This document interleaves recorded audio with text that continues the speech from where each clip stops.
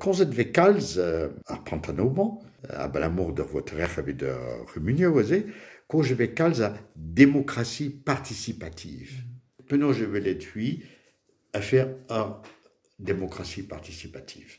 O tagendan red e lavar eo un dravat gwelout an dut kemer pers d'an dilinadegou. Se zo poezus ablement ar politikerez a zo gret evit an nol, ne ket un affaire micherel, quoi. Ne ket pe ne faot ket din ne vefe.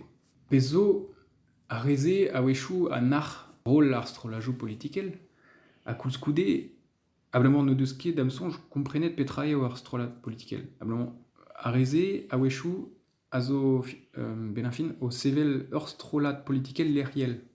Pa vegret listen egise, eo ur sort raktrez lerriel evit a reriou. Hag an draze e c'hall bezañ komprenus, me benafin eo ur strolat politikel. Enfin, ur sort strolat politikel. Me, din me, eo poezus da gompren ur strolat politikel a zo kentor ur benvek.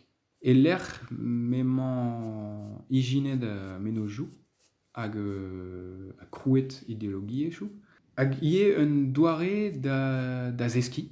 Ar politikerez a zo un tammig evel peptra. Evel just eo evit an ol, enfin an ol a c'hall bezañ degemeret, me pezo red deski reolennou ie evit kompren penonz a ya an traoù ar melestradurez, penonz a ya a reolennou me da skouer non ket kat da c'hoari zonerez.